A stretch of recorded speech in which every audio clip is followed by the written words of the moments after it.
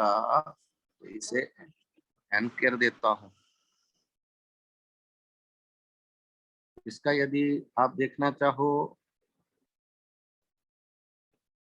CGS unit of force is gram centimetre पर second square and it is called time.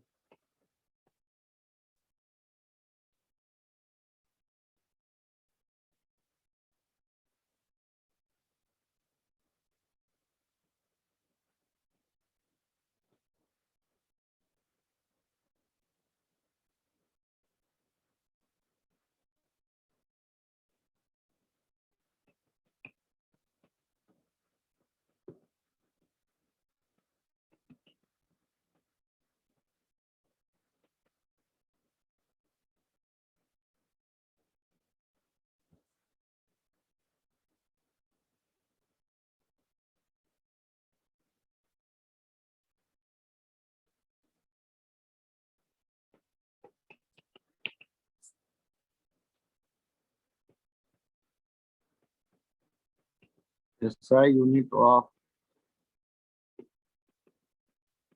coefficient of viscosity is kilogram meter to the power 1 second to the power 1 minus 1 and it is called बड़ा अजीब सा नाम twice UE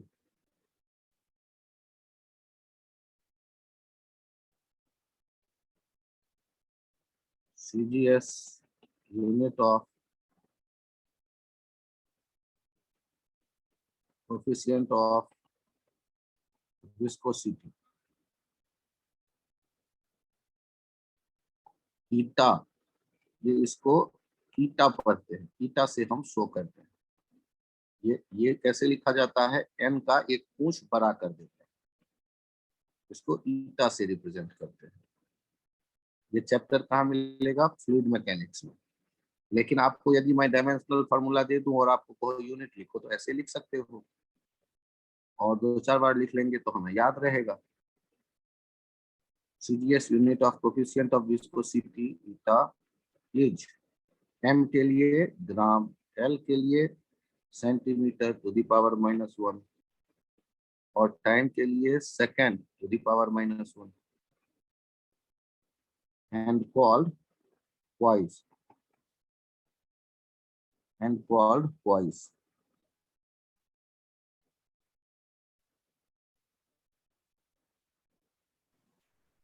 इसका फॉर्मूला क्या होता है? ये हम लोग फ्लूइड मैकेनिक्स में पढ़ेंगे आगे चल। यदि घर में आप टमाटर केचप के बोतल को फोड़ दो, बिखेर दो, मतलब जस्ट गिरा दो, और एक पानी की बोतल को गिरा दो, तो क्या दोनों एक जैसा फैलेगा? No sir. तो टमाटो केचप कम फैलेगा तो हम कहेंगे कि वो ज्यादा विस्कस है, उसकी कोफिशिएंट ऑफ विस्कोसिटी ज्यादा होगी। तो फ्लूइड के लेयर्स के बीच के रेजिस्टेंस से रिलेटेड ये क्वांटिटी है।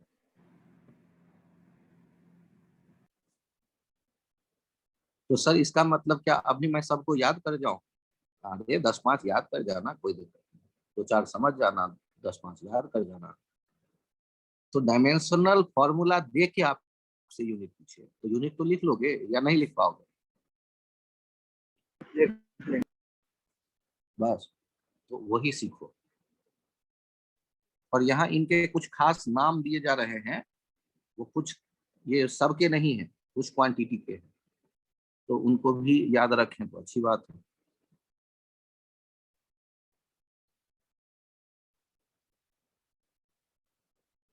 पेज चेंज करूं? Yes sir. Yes sir. यहाँ देखिए प्रेशर F/8 यह था ml-1 t-1। क्या लिखेंगे?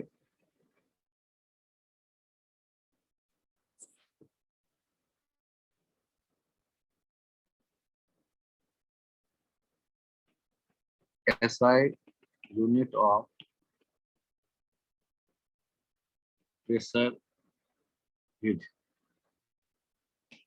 kilogram meter to the power -1 second to the power -1,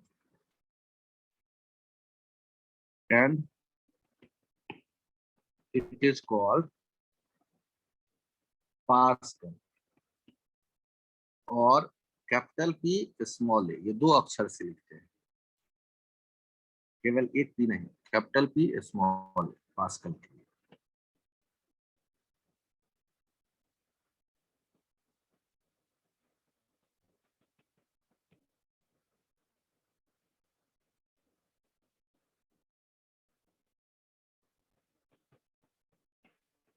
universal gravitational constant, इसके यूनिट लिखने हैं, तो याद करो क्लास 9। सर ऐसे मत क्लास का नाम लो, बड़ा कष्ट होता है।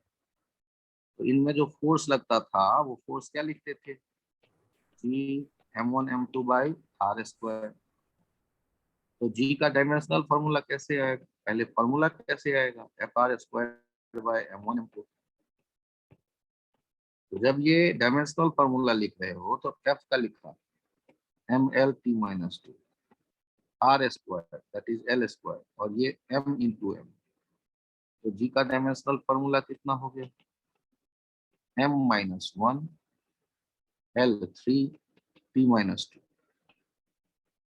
SI unit of G is kilogram to the power -1 meter to the power 3 second to the power -2। या इसे ऐसे भी लिख सकते हैं, metre cube upon kilogram second square. इसका कोई नाम नहीं दिया गया, यही है यूनिट जी।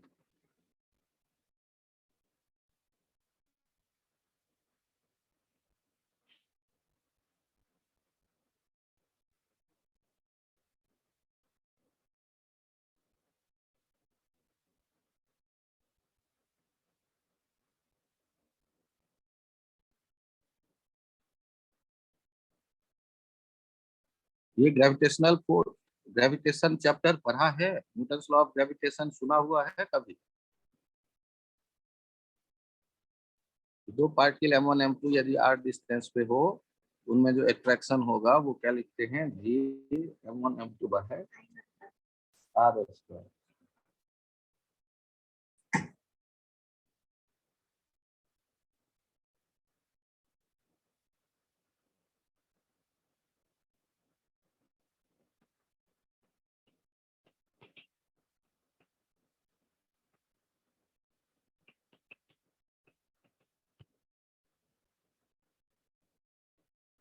तो जी का यदि मुझे डायमेंशनल फॉर्मूला पता चल गया तो हम ऐसा यूनिट लिख सकते हैं, कोई भी यूनिट, सीरियस यूनिट लिख सकते हैं। जिन लोगों को ये समझ में आ गया है पेज हैंड राइज करें।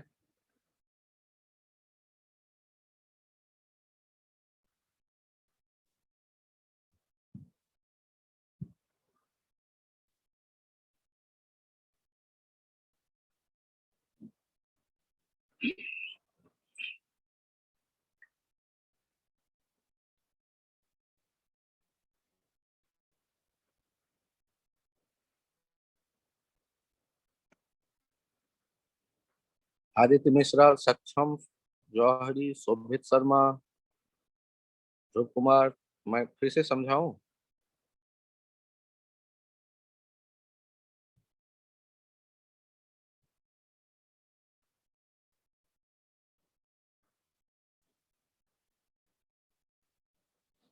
Aditya Mishra, yes sir. एक बार और समझाऊं? नहीं सर, वो हैंड रेज नहीं हो रहा। ओके,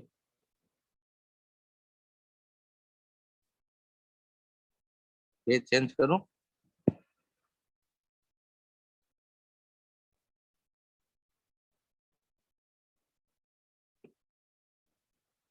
यहाँ देखिएगा,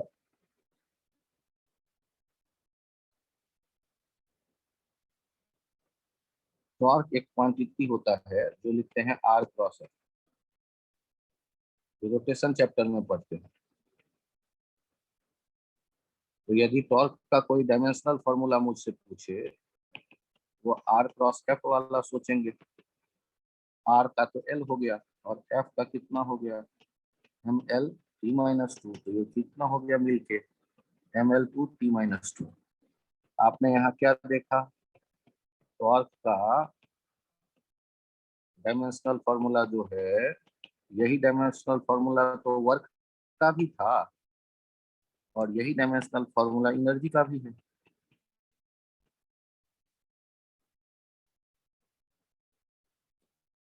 फिर से मैं आपको याद दिलाऊं, 2 point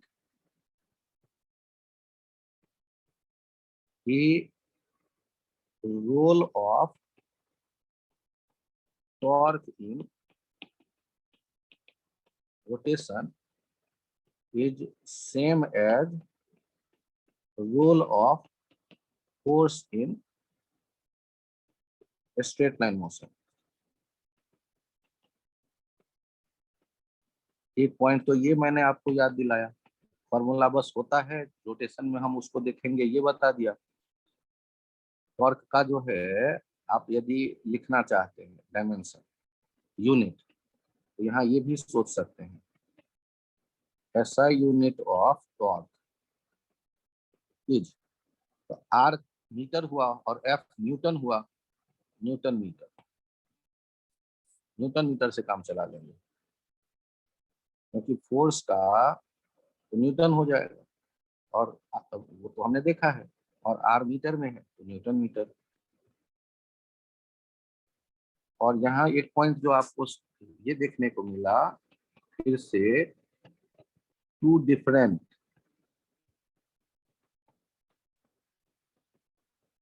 physical quantity may have same dimension या डायमेंशनल फॉर्मूला। सर हाँ बताइए। सर आर क्या होता है इसमें? आर होता है डिस्टेंस, सर एक्सिस इसका ऑफ रोटेशन से कोई ऑब्जेक्ट रोटेट करोगे तो फोर्स लगाओगे ना, यस सर, और रोटेट करेगा किसी फिक्स पॉइंट के बाद, यस सर, उस फिक्स पॉइंट से एफ जहां अप्लाई कर रहे हो उसका डिस्टेंस। भाई इसका डिटेल तो तुम्हें रोटेशन चैप्टर में मिलेगा ना, ओके सर, अभी मैंने कह दिया कि आर डिस्टेंस है तो काम चलाओ आर डिस्टेंस है। यहाँ पे तुम्हें तो ये भी नहीं समझ में आएगा रोटेशन होता क्या है, तुम्हें ये भी नहीं समझ में आएगा कि स्ट्रेट लाइन मोशन क्या होता है। सर मान लिया ना कुछ नहीं आया समझ में, आर और एफ से जान पहचान हो गई, टॉर्क का तुमने डायमेंशन लिख लिया, टॉर्क का यूनिट बता सको, ये समझ सको कि टॉर्क का डायमेंशनल फॉर्मूला वैसा ही है जैसा वर्क का है, जैसा एनर्जी का है। ये दोनों अलग अलग क्वांटिटी है, वर्क और टॉर्क, और उनके डायमेंशन एक जैसे हैं। तो ये भी सीख गए कि तुमसे कोई पूछे कि अलग अलग क्वांटिटी के एक जैसे डायमेंशन हो सकते हैं, तो कहोगे चिल्ला के हाँ हो सकते हैं, मुझे सर एग्जाम्पल पता है टॉर्क और वर्क। सर टॉर्क का एसआई यूनिट जूल भी लिख सकते हैं? नहीं लिखेंगे क्योंकि वो आदत में नहीं है लिखे जाने की, ठीक है। ओके सर, जूल हमेशा किसके लिए लिखते हैं, एनर्जी, क्योंकि वर्क पे एनर्जी पे जूल जो साइंटिस्ट हैं फिजिसिस्ट हैं, उनका काम वर्क के लिए ज्यादा है, टॉर्क के लिए उनका काम कुछ भी नहीं है। तो हमने जो वर्क का लिखा किलोग्राम मीटर स्क्वायर पर सेकंड स्क्वायर, उसको छोटा करने के लिए हम तो उस जूल के सम्मान में ना उसे जूल कह रहे हैं, तो टॉर्क के यूनिट लिखते वक्त हम उसके सम्मान में उसे जूल कहते हैं, तो थोड़ा सा इनएप्रोप्रिएट हो जाता है। लिख देंगे तो कोई काट भी नहीं सकता क्योंकि जूल का मीनिंग वही निकल के आएगा, लेकिन ट्रेडिशन जो है वो न्यूटन मीटर लिखे जाने की है, क्योंकि मैकेनिक्स में ज्यादा काम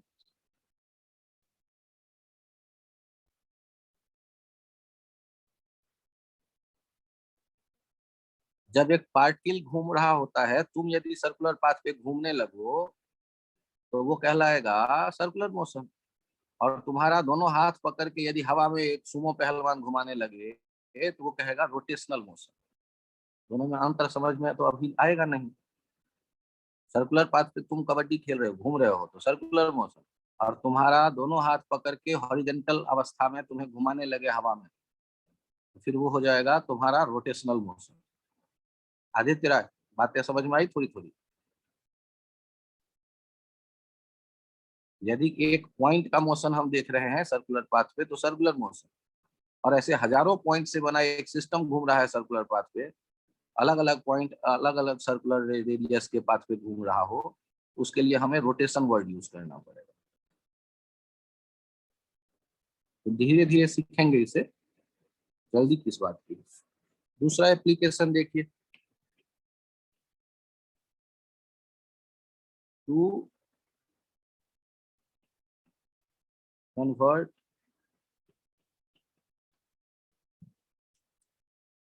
वैल्यू ऑफ एनी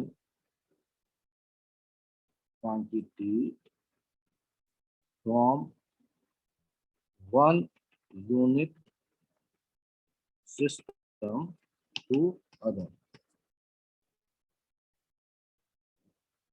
दूसरा एप्लीकेशन बता रहा हूं, to convert value of any quantity from one unit system to other.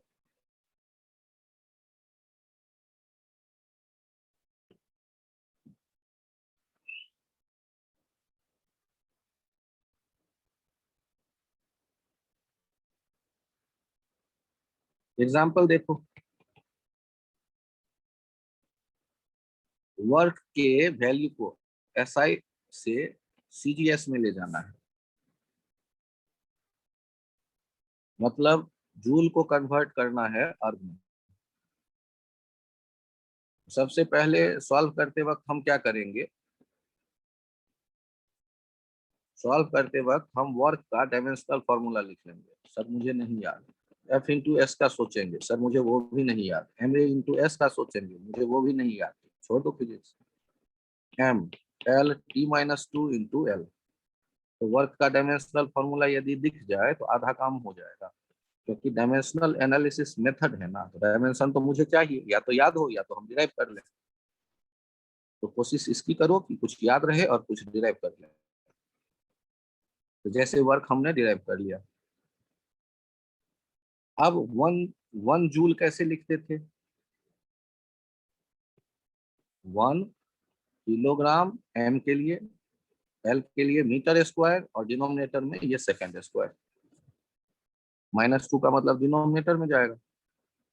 अरे पावर का ऊपर नीचे जो फ्रैक्शन में आता है वो समझ में आता है आप लोगों के? Yes sir. -2 मतलब डिनोमिनेटर में गया। और बचपन में पढ़ा था 1 किलोग्राम हो जाता था 1000 ग्राम।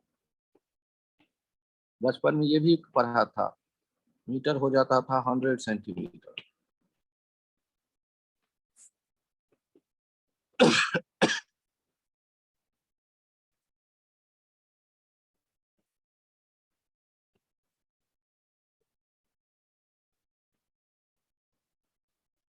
क्या ये रिलेशन समझ में आया?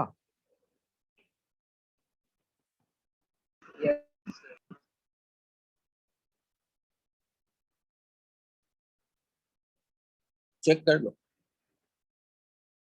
दूसरा एप्लीकेशन यही है।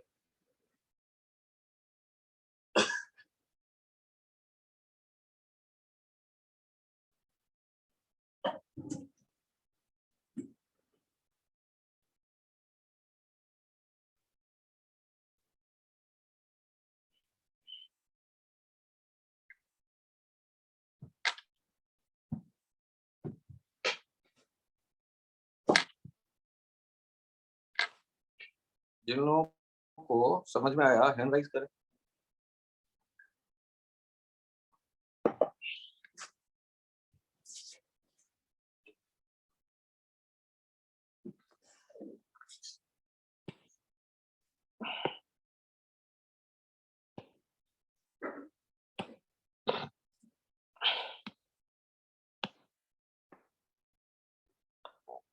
अरे बाकी लोग क्या बहुत मुश्किल में हो? आदित्य मिश्रा, कुणाल शर्मा, सक्षम जौहरी, शोभित शर्मा, सूरज कुमार, ध्रुव, हैंडराइज करो बालक।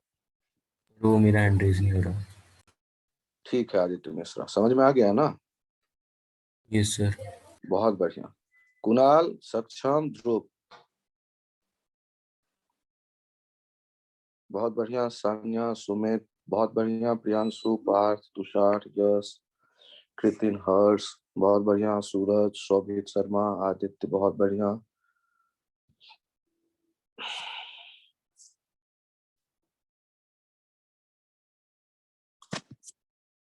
यहाँ देखिए एक एग्जांपल और। यदि आपको फोर्स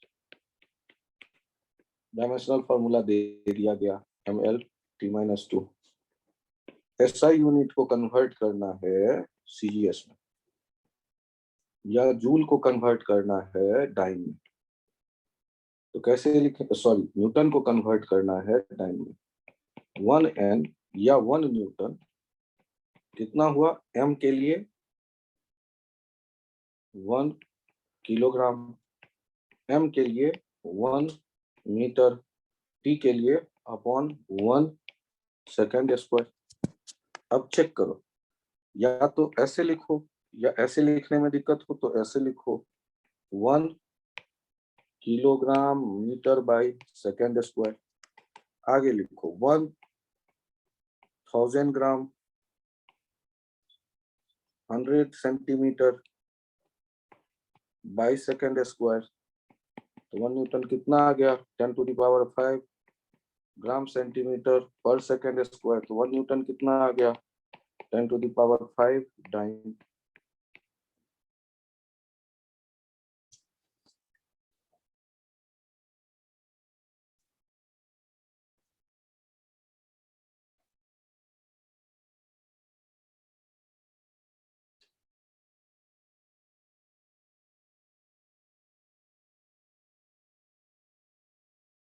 इसमें यदि कोई कंफ्यूजन है तो बताओ।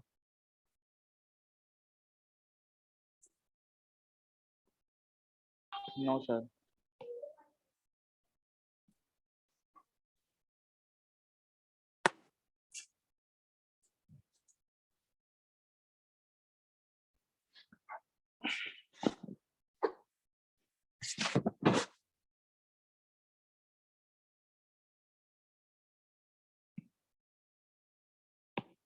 यहां देख, थर्ड एप्लीकेशन, टू चेक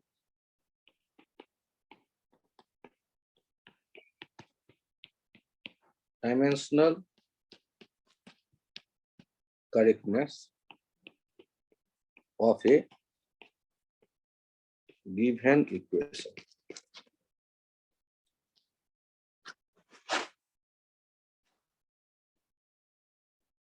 इससे पहले कुछ कंसेप्ट्स आपको पता होने चाहिए।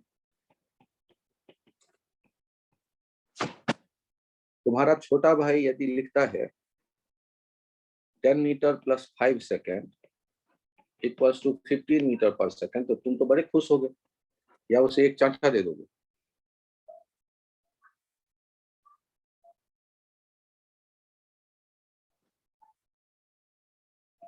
सर समझाएंगे कि सेम क्वांटिटीज ऐड और सब्ट्रैक्ट हो सकती हैं या मैथमेटिकल फंक्शन हो सकता है। यहाँ पे एक आइडिया तुमने क्या सीखा? वी कैन नॉट ऐड और subtract different subtract quantities having different dimension, different dimensional formula.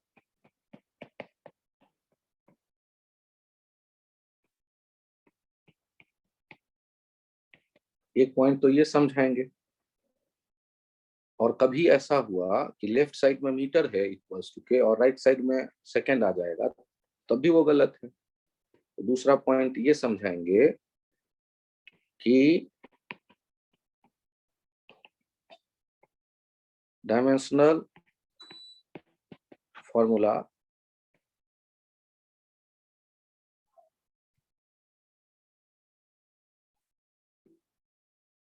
of LHS equals to RHS।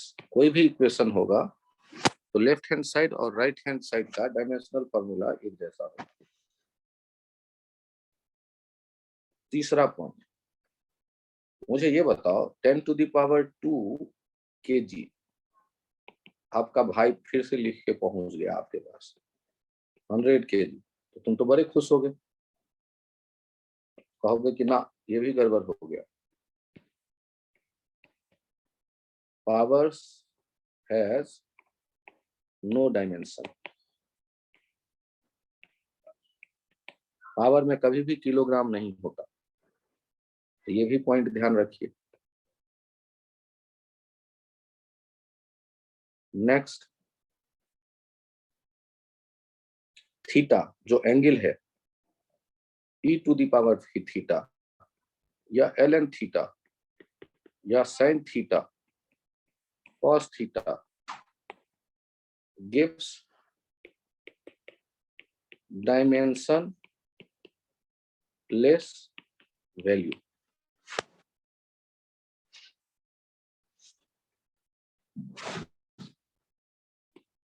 और इन सब में एक जो यहाँ मैं और इम्पोर्टेंट कंसेप्ट लिख देता हूं,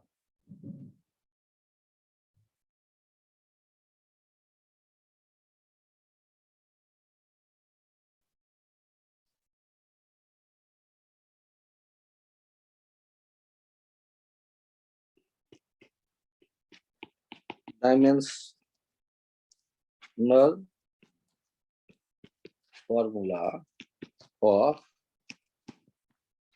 each term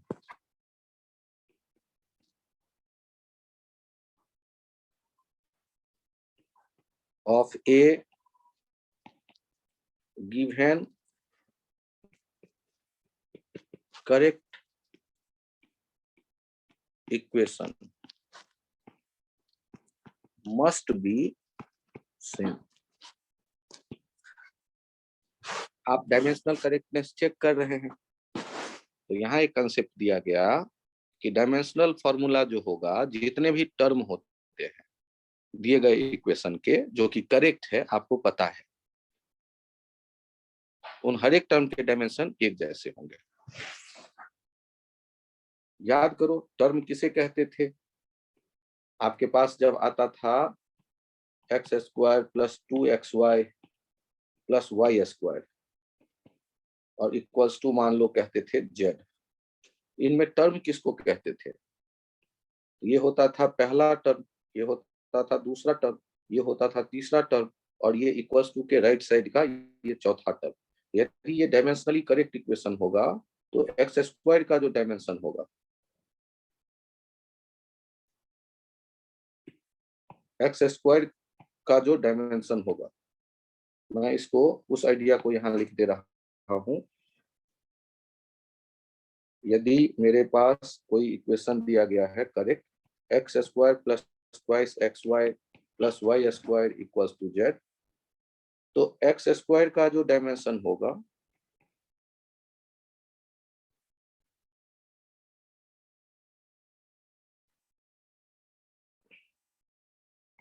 ये टर्म एक हुआ, दूसरा टर्म जो 2xy है, तीसरा टर्म जो y स्क्वायर है, और चौथा टर्म राइट साइड वाला जो z है, इन सब के डायमेंशन एक जैसे होने चाहिए।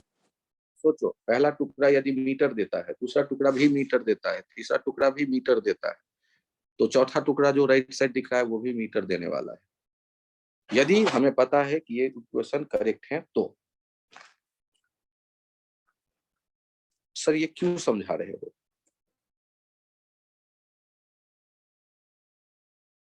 हाँ, सारे ट्रिग्नोमेट्रिक लॉग, एक्सपोनेंशियल या थीटा ये डायमेंशनलेस वैल्यू देते हैं। सोचो ना, तुम्हारा छोटा भाई लिख रहा है sin 30 डिग्री बराबर 1/2 kg, तुम कितने खुश होगे?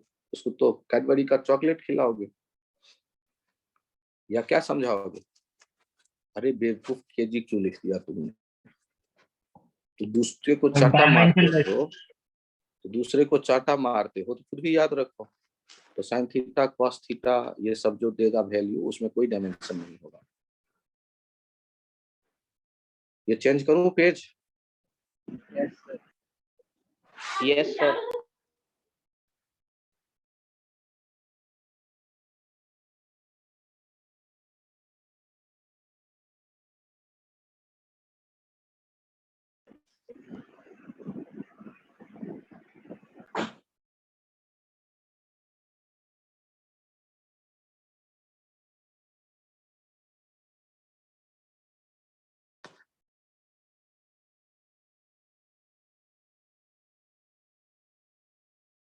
देखिए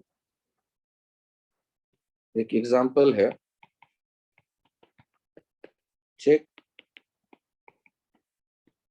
dimensional correctness of S equals to UT plus half AT square. ये फॉर्मूला कभी देखा है आप लोगों ने? Yes sir. Yes sir. कैसे चेक करेंगे? S का डायमेंशन देखा L, UT का डायमेंशन देख रहे हैं LT minus 1 L, that is LT minus 1 into T, that is L, half AT square. Half का कोई यूनिट नहीं है, A का होता है LT माइनस 2 और T का होता है T स्क्वायर। ये हो गया फिर से L। तो सिंस डायमेंशन जो S का है वही UT का है और वही हाफ AT स्क्वायर का है, hence given equation is dimensionally correct. Given equation is dimensionally correct.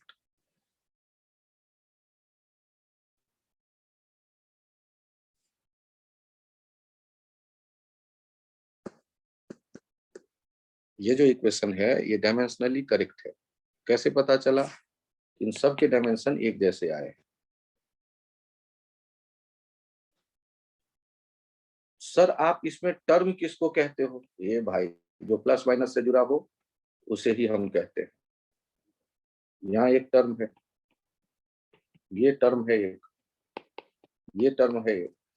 तो जितने टर्म होंगे सबके डायमेंशन एक जैसे हो तो जो इक्वेशन है वो डायमेंशनली करेक्ट कहलाएगा।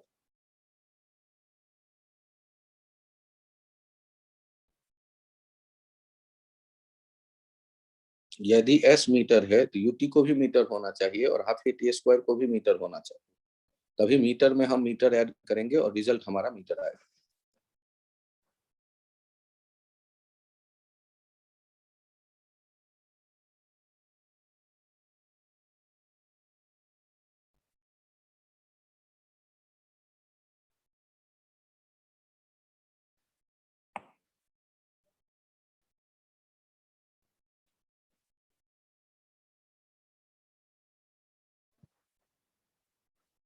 चेंज करूं page? Yes sir.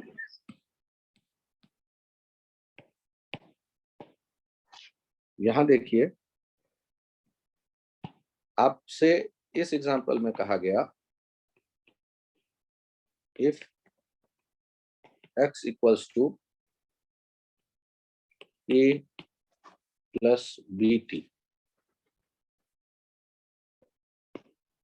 where x is in meter and t is in second, then find dimensions of A and B.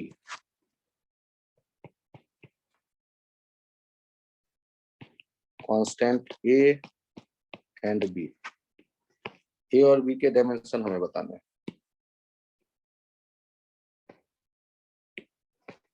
Sir constant क्यों लिखा है? जब कोई इक्वेशन मैथमेटिक्स में आप देखते थे लिखा गया x equals to 3 + 4t square, उसमें 3 और 4 को क्या कहते थे? सर ए का एल और बी का एल की माइनस। बहुत बढ़िया। तो आप यहाँ चेक करिए कि फॉर डायमेंशनली करेक्ट इक्वेशन,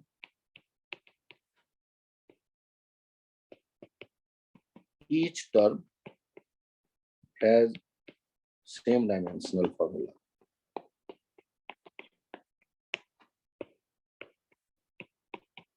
इसका मतलब हुआ x का जो डायमेंशन होगा वो a का होगा और वो bt का होगा। अब इसमें से एक यूज करते हैं। a का डायमेंशन जो है वही x का है और x मीटर में है, मतलब लेंथ। bt का डायमेंशन जो है वो x का है, तो b का जो डायमेंशन है इंटू t और x का l, तो b का डायमेंशन हो गया,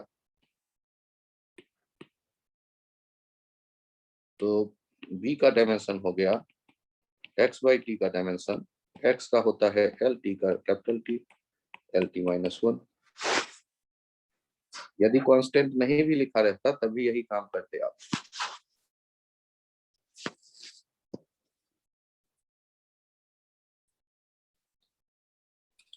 डायमेंशनली करेक्ट इक्वेशन होगा तो हर एक टर्म का एक जैसा डायमेंशन होना जरूरी है। हर एक टर्म का एक जैसा डायमेंशन होना जरूरी है। Yes sir.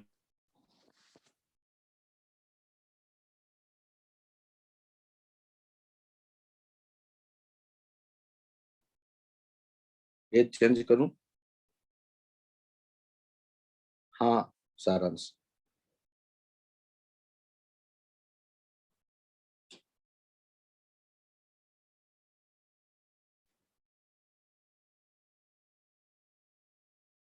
ऐसा ही एक एग्जांपल और देखिए, ये पेज छोड़ दीजिएगा। इफ चेक करिए क्या कहानी है यहाँ। Example, if v equals to at plus bt square, where v is velocity, t is time, then find dimensions of a and b। तो सॉल्व करने के लिए कंसेप्ट क्या है? कंसेप्ट है फॉर डायमेंशनली करेक्ट इक्वेशन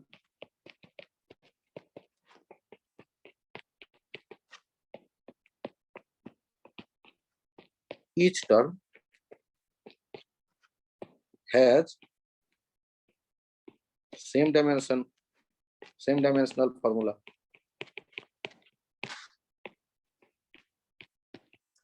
इससे हमें क्या पता चल गया? v का जो डायमेंशन होगा वही at का होगा और वही bt स्क्वायर का होगा। यहां से पहला देखते हैं, at का v के बराबर होगा। a का जो डायमेंशनल फॉर्मूला होगा वो v बाई टी के, और v का हो गया LT-1 बाई टी, LT-2। बहुत बढ़िया। और bt स्क्वायर का किसके जैसा? v के जैसा, तो b का कैसा हो जाएगा? v बाई टी स्क्वायर के जैसा, LT-1 by T square, LT-3। जिन लोगों के समझ में आया जल्दी जल्दी हैंड राइज कर दे please.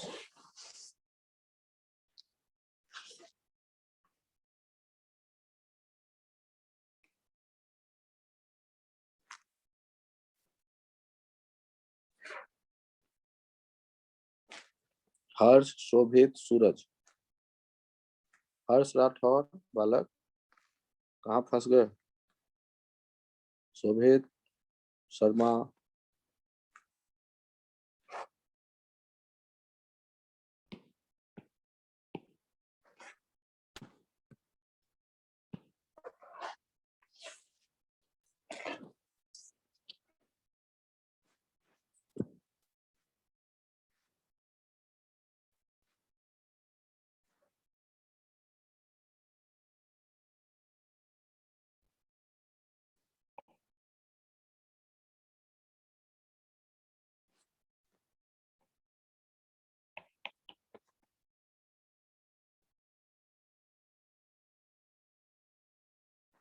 x equals to a e to the power minus bt, where x is length and t is time.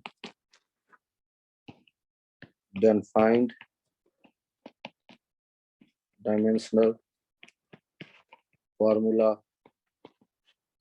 of a and b.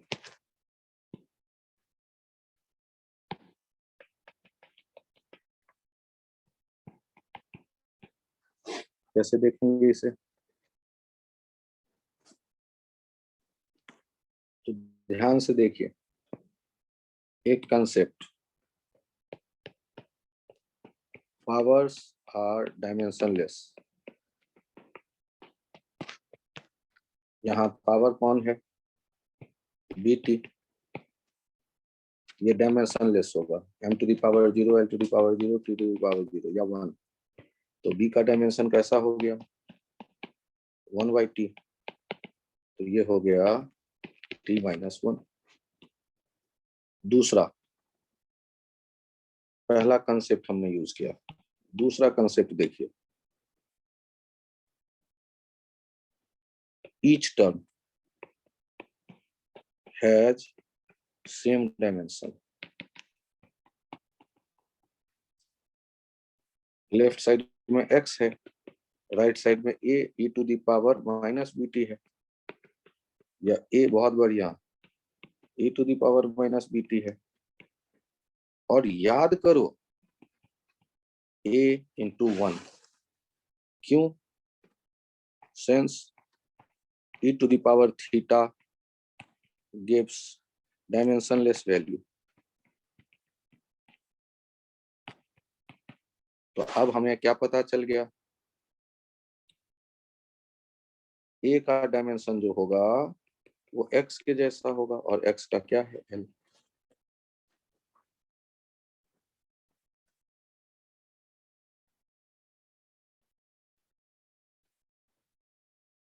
Sir ये तो थोड़ा टेढ़ा था।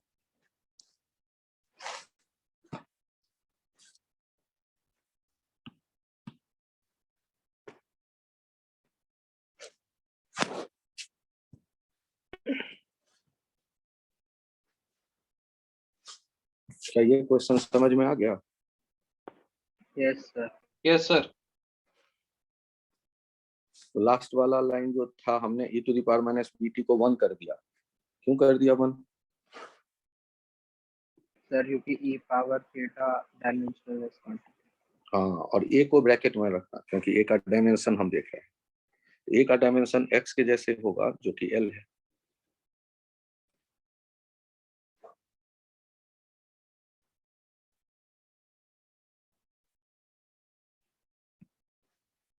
सर हमने 1 क्यों किया था? एक कंसेप्ट था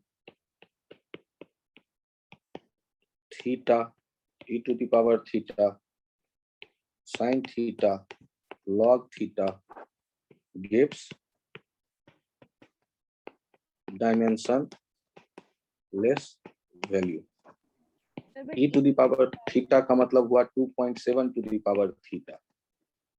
तो 10 to the power यदि मैं 5 लिखूं तो वो क्या आएगा?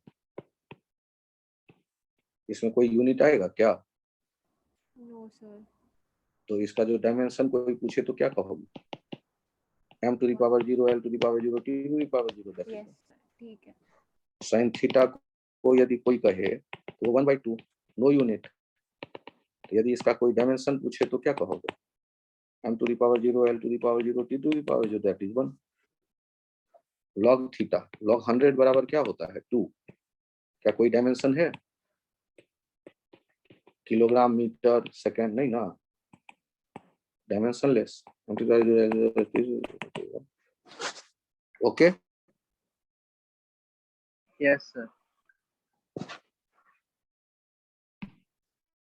यहाँ देखिए, if x equals to a sin omega t, where x is in meter and t is in second, then find dimension of a and b.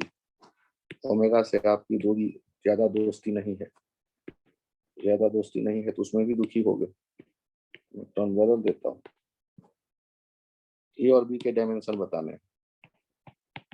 Solve करिए. पहला कंसेप्ट यूज करिए, एंगल आर डायमेंशनलेस.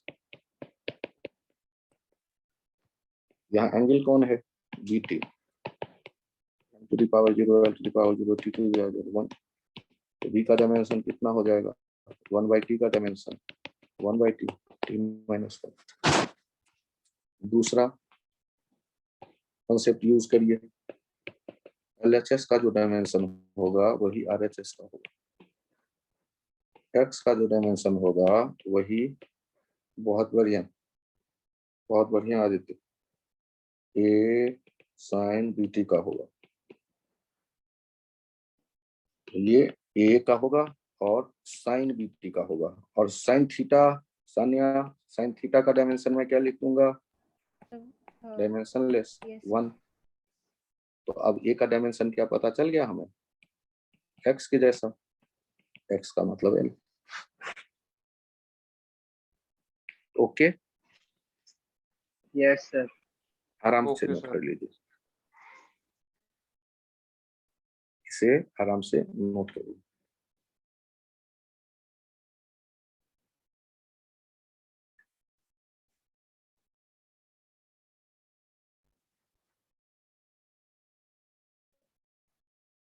कंसेप्ट जो कुछ बताए ना, उन concept को follow करना है. एक कंसेप्ट ये था, यदि कोई डायमेंशनली करेक्ट इक्वेशन है तो सारे टर्म के एक जैसे डायमेंशन होने चाहिए.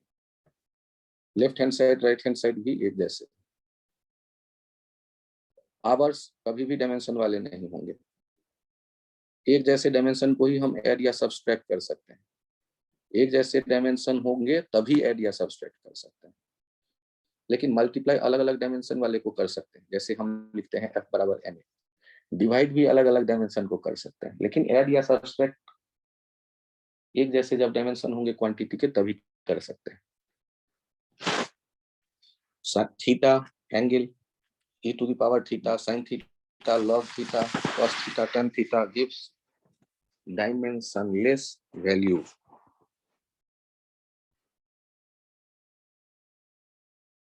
जाते जाते कंसेप्ट की आपको फिर से मैं कहता हूं, check dimensional correctness of equation s equals to ut plus half at, s equals to ut plus at square. बस 2 मिनट. तो यहाँ जब आप सॉल्व करेंगे तो s का जो डायमेंशन है वो है l, ut का भी है l और at स्क्वायर का भी है l. तो हम क्या कह देते हैं, ये lt minus 2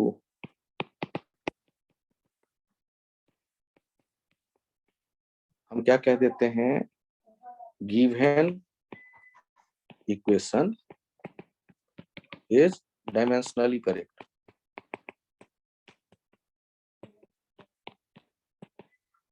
आपको करेक्ट तो मिल रहा है डायमेंशनली.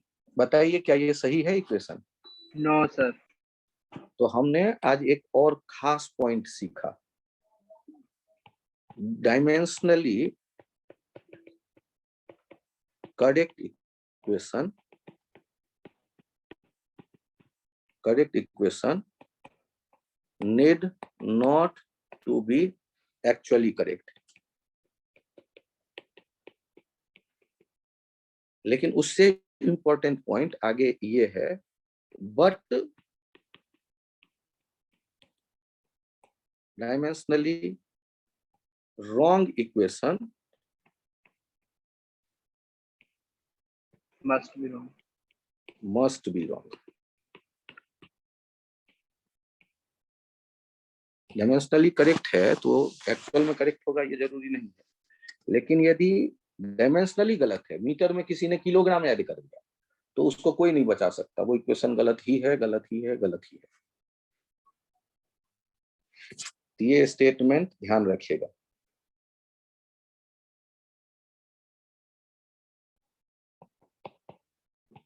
Important statement.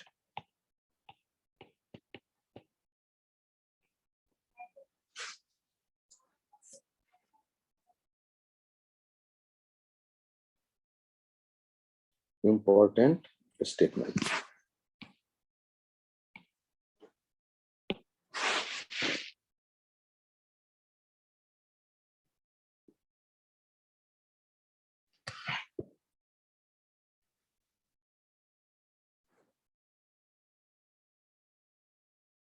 तो यहाँ तक पहुंच गए आप सब लोग, कंफर्टेबल हैं यहाँ तक में? Yes, sir. Yes, sir. ठीक है, तो आज के लिए इतना ही रखते हैं। Thank you, bye bye. Thank you, sir. Thank you, sir. Good night, sir. Thank you, sir. Good night.